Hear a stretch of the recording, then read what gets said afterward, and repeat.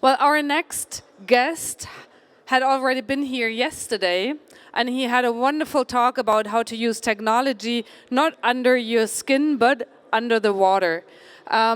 With us next is the marine biologist and geophotographer Uli Kunz. Jona is not really his real name.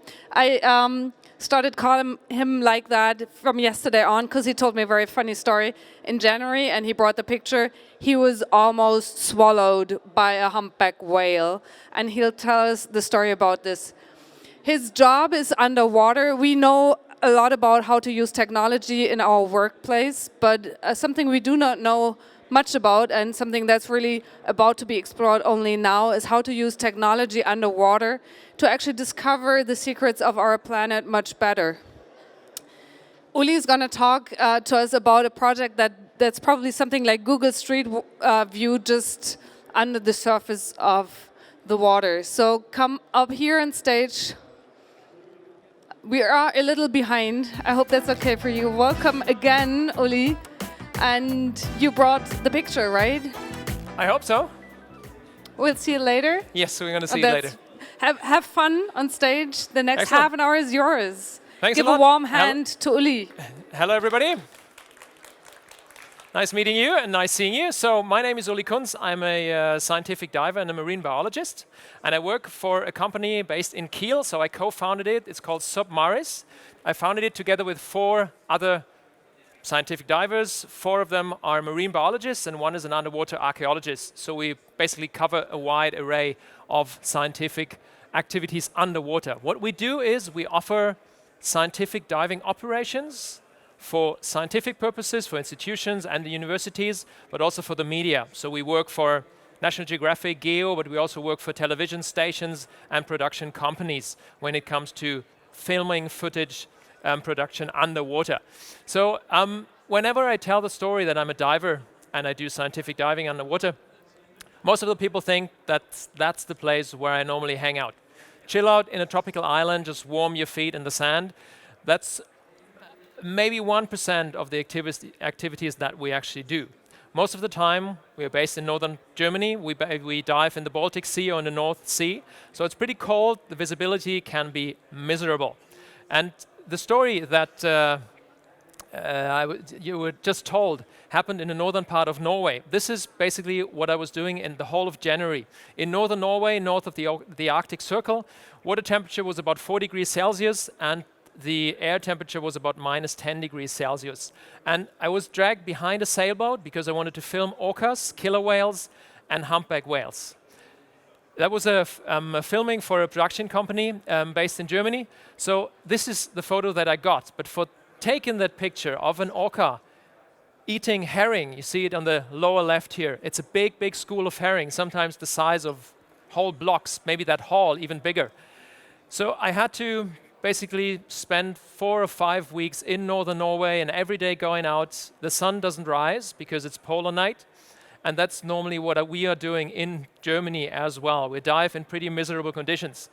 So that's a humpback whale. And what actually happened, I was engulfed in a big, big school of herring, in a giant school of herring. So even the visibility in the water was maybe 20 or 30 meters. I could see 50 centimeters because then there was a wall of herring. I had no idea what was lurking behind. There were, of course, orcas, but also humpback whales. And one day, I was in the water trying to film the humpbacks. I only saw those big, big walls of herring. And then I came back later on the surface. I surfaced again. I was snorkeling and freediving. And there was a giant wave hitting me on the back. I had no idea what it was because I couldn't see anything. There was just this wall of herring. And later on, my friend showed me that picture. And you see that it was a humpback whale. This in the middle, this tiny black dot, that's my head. And on the left side, there are 2 humpback whales just jumping out of the water. That's the way they feed. They just open their mouth, swallow everything they have, they can. Millions and millions of herrings probably at the same time. And thousands of kilos of herring. This is another project that we did, was digging out the deep well in the castle of Nuremberg, together with underwater archaeologists. And this is how you basically hang over a 50 meters deep pit. And we needed those firefighters that actually lowered us into that deep pit. It's probably 800 to 900 years old, and nobody knows what is there on the bottom. And here you can see a view straight down into that pit, and it's 800 years old, so nobody knows what is there. And we were digging out this sediment with our bare hands, and it took several dives and several days, and we still haven't finished to dig out this well. There's still something in the sediment that we have no idea of. So far, we probably took out about 2 tons of sediment, but we're still trying to take out more. We also do cave dives, pretty challenging dives. This is in Yucatan in Mexico. So the visibility is pretty nice, but of course you can stir up sediment very easily, and within 5 or 10 seconds, the visibility is reduced to about 0. And you need different strategies to actually survive these dives, to find out your way, and this is with a line. So you always take a line into those caves. And what we found there is pretty amazing stuff, archaeological treasures in those caves. I'm going to come to that later on. We also work together with institutions and universities. This is the submarine Yago. It's the only manned scientific submersible in Germany. It can dive to about 400 meters. And we work together with these guys to, for instance, this in northern Norway, to work on cold water corals. These coral reefs are probably bigger than the Great Barrier Reef in Australia, but nobody sees them because the depth where you can find those coral reefs is between 50 and maybe 1,500 meters. It's pitch black and nobody can see it. We have to dive down either with trimix, so with a pretty sophisticated diving equipment, or with this submarine. So I would like to address 4 topics that we pioneered over the last years. We developed some kind of technology. Most of that doesn't sound like rocket science to you, but underwater it is, because you live and you dive in an environment that's not suitable for humans. We can't live underwater, we need all that equipment, and of course you have to make it waterproof. So the first is these advances in diving equipment. About 100 years ago, maybe 50, 60, 70 years already ago, there were helmets used for diving. Pretty heavy stuff, you can see those on the lower left, these big lead shoes where people just walk on the seafloor like Jules Verne, 20,000 leagues under the sea. Of course, you cannot dive like that into a cave. So what we did, we adopted a diving equipment which is standardized. And this makes diving very effective and much, much safer than it was about 10 or 20 years ago. This comes from cave diving, and the good thing is that everything that we use has its own location, and everybody uses the same. So I could easily use the equipment from my dive buddy. Of course, it doesn't go as deep as the underwear or anything, but the outer equipment stays more or less the same. So I know where the hoses are, I know which valve to turn off and on, I know where the lights are, I know where the equipment is, and that makes our life underwater much, much easier and much safer. It's a standardized equipment that we use to make those diving operations. So whatever we do, if we dive with sharks in the Atlantic Ocean, we use that equipment. It's suitable for open water dives as well. If we do wreck dives, like for instance this was a wreck in the Caribbean, we use the same equipment. Or if we do these cave dives I was talking to you about, we use the same equipment, we just put on more weight and more tanks. Sometimes in the caves in Mexico we did dives that were about 4 to 5 hours long, and we used a lot of tanks to actually take the gas, the breathing gas, with us into those caves. We also use diving propulsion vehicles. That's not pretty new. James Bond used them about 20, 25 years ago. We still use it today because it makes our life much easier when we want to go further into a cave than was possible before. With these scooters, we can go into a cave maybe 2, 3, 4 kilometers, and then return and go back the whole way. Of course, these dives take a long time. So this is the equipment that we use. It's more or less, in our way, a standardization, a unification of the diving equipment. And I'm going to tell you what projects we followed over the last 2 or 3 years. The first is the visualization of shallow seafloor. It's pretty important because in the Baltic Sea and in the North Sea, the visibility, as I said, pretty bad. You can't see maybe 2, 3 or 4 square meters. But what do you do to make that possible, to make it actually to visualize it for policymakers. We work for the European Union as well, and for governments, and for the State Agency for Environment. So they want to know how the seafloor actually looks like, so to know what they protect and how they can protect it. This is a side scan sonar, so geologists have a good idea what's going on the seafloor, but they don't see biology, they just see geology. You can see here, these are reefs, these are rocks, just scattered over a big area, but nobody knows what's actually growing on those rocks. But we as scientific divers, that's our job, to go down into that environment and to find out what's living on those rocks. So this is the visibility in the Baltic Sea, maybe 1.5, 2 meters, and you can just see one rock. You go down, you see one rock, and then you go a bit further and you see another rock. What we did last year was to develop a photo mosaic of some of those parts of the seafloor. And what we did is took those pictures, about 25, so it just covers 10 times 10 meters, and to put them together in a photo mosaic. There is a software, Agisoft, but it doesn't work pretty well underwater. What we did is just pretty labor intensive, just to take those pictures and one by one stitch them together. And in the end, we had, for the first time, an actual view onto that part of the seafloor. It's 100 square meters only. Maybe there might be a way to make even more, but it's the first actually picture that shows that part of the ocean seafloor in the Baltic Sea. Here on the upper left, you see I put in a diver about 2 meters long, just as a scale, to put that into perspective. And so you see how much of that seafloor is actually covered in rocks, and this is some kind of a rocky reef that we found and investigated in the Baltic Sea. This is another reef that we found, and it already covers about 55% of the seafloor. And this is a very, very valuable ecosystem in the Baltic Sea. You might see coral reefs in other places of the world, but this is what is worth protecting in the Baltic Sea. A rocky reef just about maybe 5 kilometers off the coast, offshore, and there's a lot of growing going on there, a lot of overgrowth on these beautiful covered rocks. Second topic is the ocean floor monitoring. What we actually wanted to do is not only take a photo mosaic of this 100 square meters, but also take a line, drive with a boat, and tell afterwards what's growing and what's living down there on the seafloor. So this is ocean floor monitoring, and it's the same problem. Geologists do that all the time. They can cover large areas, but nobody has an idea what's growing down there. So we needed a camera to actually take pictures underwater. So the first try was to put this camera on a scooter. You see on the front, there's a camera attached, a video camera, just running continuously and recording those videos. And on top, there's a DSLR, a single lens reflex camera in a housing to take high resolution pictures of the seafloor in case the diver just saw some of those rocks.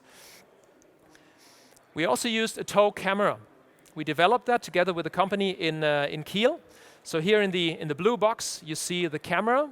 It's inside, it's a GoPro that actually transfers the signal and sends the signal to the surface, so we can control the camera. Without seeing the picture, it's worthless, because the camera would just smash into the seafloor and it's going to be destroyed. So we need to control that camera in shallow water, because you have big rocks, sometimes you have those ripples on the floor, on the seafloor, so you need to actually control the camera. In the front, you have lights, so just in case we go in deeper areas, light is needed to actually illuminate the whole place. That's the whole system. Pretty easy to understand. What is a little bit more difficult is how to connect the picture with an actual GPS system, because there's just this line, and that's where the video signal goes through. The problem is that you just see the picture, it's recorded down inside of that GoPro, but the GPS is somewhere else. It's built inside the ship. It's pretty hard to actually control the camera. Most of us got seasick, as you can imagine. You just stare on this monitor, on this screen all the time, here in the back of the ship, and the ship is moving all the time. Sometimes you have a very calm day in the Baltic Sea, but it's rare, so most of the people actually get seasick when they do this kind of work. So it doesn't have to do with tropical coral reefs or so. It's pretty tough, hard work that we do every day when we have those expeditions. So this is the GPS from the ship, and we record that data continuously. So it's recorded on a toughbook here. So we have two files, basically. One video file, the video itself, and one GPS file, but they're not connected at all. And there wasn't, until now, a system that actually could combine those data. We wanted to know, just by watching the video, which position we found those rocks or those reefs or those sandy bottoms. What we did is just watching those videos and developed the software together with a software engineer in Kiel. And the software is called Gazer. And for the first time in scientific purposes, as we know, it combines the video and the GPS. The way it works is like that. You have on the right side the video, and you just watch that video on a laptop, and you press every now and then. Sometimes you see a rock, sometimes you see eelgrass, sometimes you see fish. You press a predefined shortcut. Let's say at 2 p.m. you start the video. You have the GPS on the left side, and what these two things connect is the time. Time is crucial for GPS positioning, but it's also on the video because you have a time code. Let's say at 2 p.m. you start the video, you just watch it, and after about 4 minutes, 25 seconds, you see that rock. You know the time code is 4 minutes and 25 seconds. Pretty easy to see. The program can automatically record that. What you now do is just record the time, and it's 2 p.m., 4 minutes and 25 seconds. With this data, what the software does, it takes the time and looks it up in the GPS recorded Excel file. And in the end, you have the exact position of that rock. And that's what the software does automatically, just by our input, that we have those kinds of shortcuts. You can see here there's fish, there's algae, there's rocks, and so on. So you can basically define what you want. So it's not only restricted to shallow seafloor. You can do whatever you want with this data from the tow camera. And here, that's how it looks like when we have this input screen.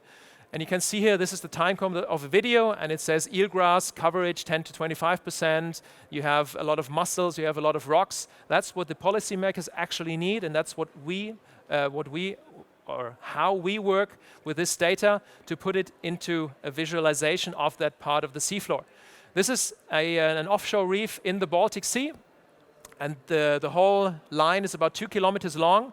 And we have now an idea what's going on this offshore reef. There's a lot of rocks there, and they are beautifully colored, covered in algae and eelgrass. So that's what we actually need to know. And these are the 10 locations where we already did our research, and there's basically probably a lot more to come in the following years. It's just along the coastline of Schleswig-Holstein in the northern part of Germany, in the Baltic Sea. 3D modeling is the last I want to talk to you about. It sounds a little bit like Google Street Map, but it's actually underwater. You know, Google has developed a system that already works underwater, but it doesn't show details. So what we wanted to know is if we can model objects, findings, archaeological remains underwater without taking them to the surface. And it actually worked. This is an underwater archaeologist and one of our buddies, one of our scientists we're working with, and he did a lot of research on wrecks, not only in the Baltic Sea, but worldwide, and he also did expeditions to Mexico, into those caves in Yucatan. I'm just going to go more into detail in a few seconds. This is one wreck that we investigated in the North Sea. It's a U-boat, it's a submarine. It's actually the last submarine from the First World War, still in German waters. It's about 100 years old. It's pretty beautiful, now completely colorfully grown over with a lot of sea anemones and sea lilies. So he also found a lot of archaeological remains inside of the Baltic Sea on the seafloor. The problem is, when you take that out back to the surface, it comes into contact with air. And air contains a lot of oxygen, and that is pretty poisonous for these findings. Oxygen destroys everything. Underwater, it's sometimes covered in mud, it's devoid of oxygen, and these things are well preserved underwater. But on surface, it's pretty difficult to actually preserve them. It costs a lot of money, and in the end, you're going to lose it because it's just going to disintegrate. This is already in Mexico. We found a lot of treasures from the Mayan time. This is a pottery. It could be 1,000 or 2,000 years old. We don't know. But as you can already see, it starts to fall apart. Whenever you touch that thing, it's going to be worse and worse and fall apart even more. What we did inside of one of those cenotes, it's one of those sinkholes in Mexico, is lower all the equipment to about 13 meters. You see it on the left side. It's a hole about 1 square meter inside of the jungle, on the jungle floor. You lower all your equipment down, and then you start diving at the surface of this underwater lake.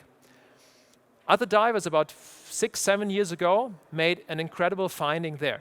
Inside of this sinkhole, there are 125 skeletons and the skulls.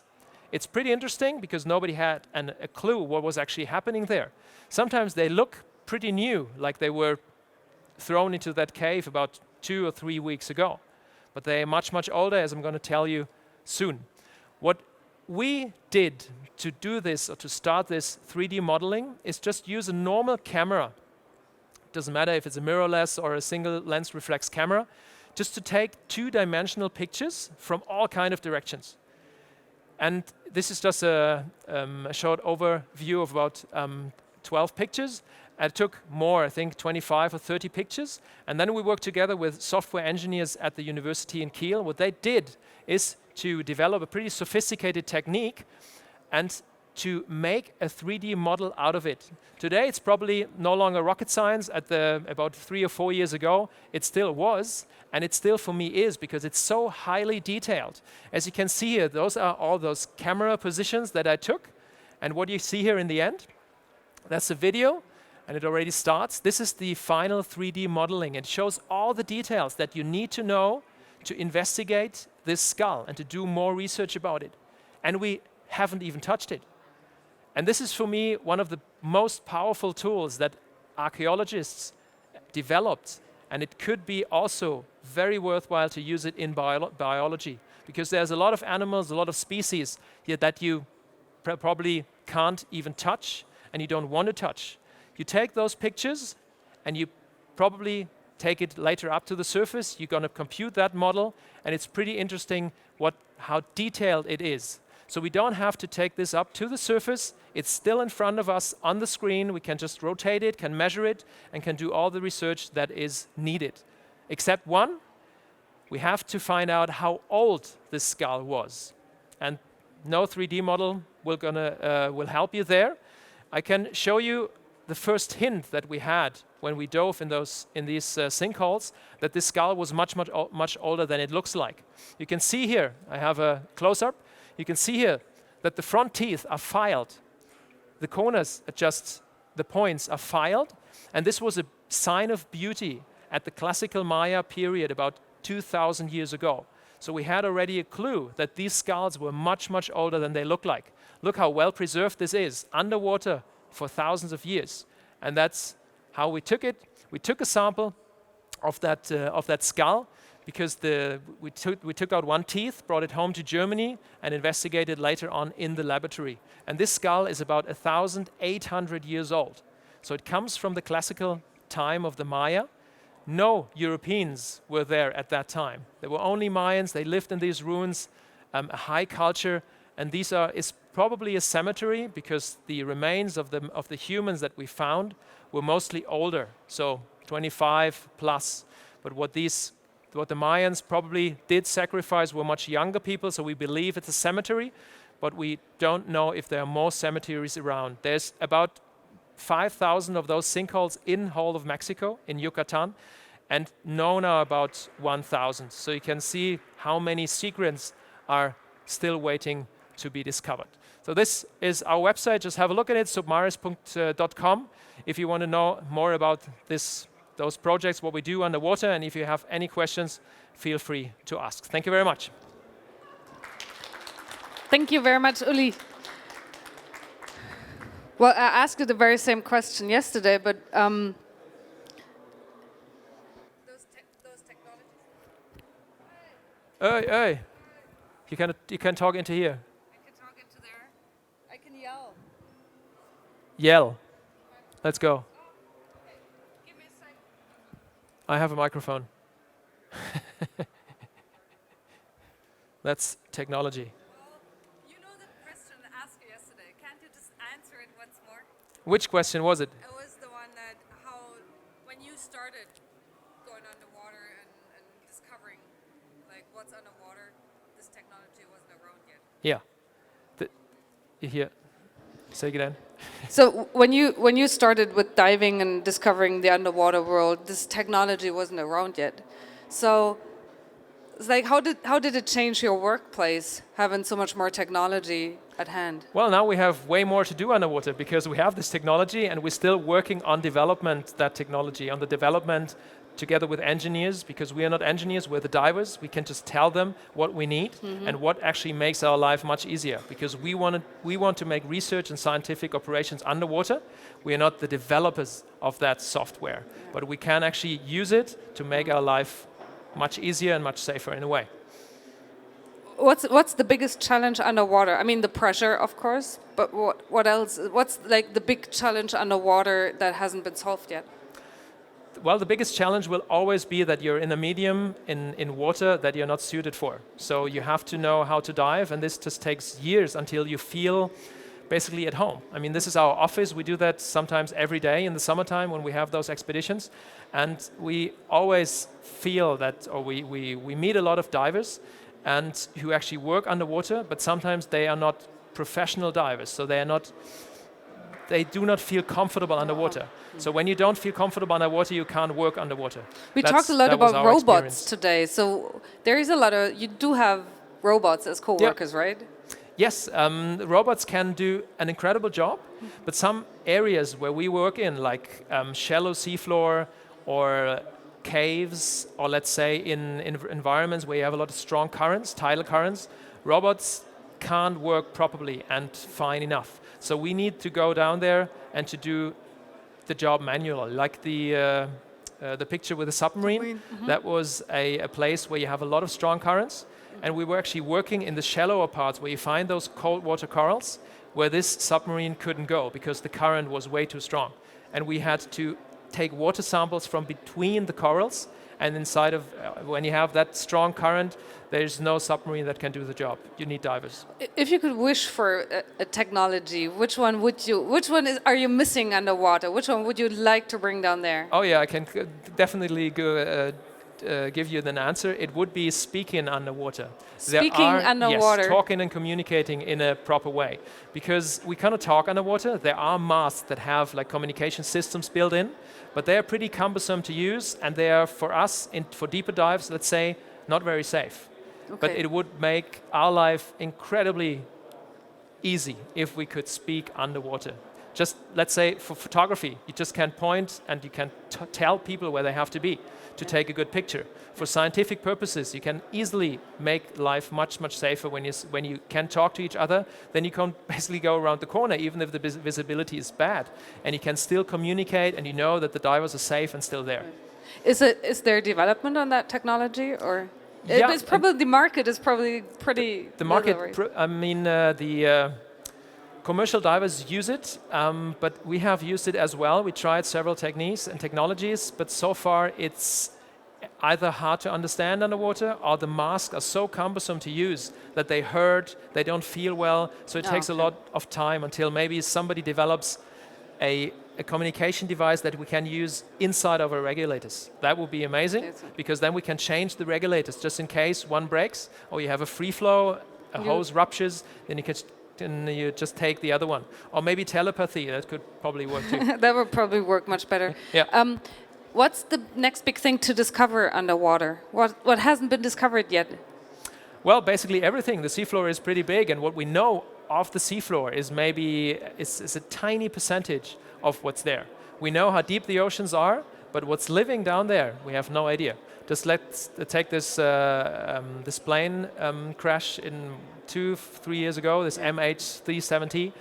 It's still not found. So you see that there's giant amounts of the seafloor still completely undiscovered and not mapped at all. Thank you very much. That was so much fun again, seeing technology being used in something that you can actually grasp and that helps us to discover our planet. We hear a lot about robots here that can do fancy stuff, virtual reality. This seems to be a pretty real thing to use technology in. So thank you very much for having been here, Uli. Excellent. Thank you, well. Give him a warm hand.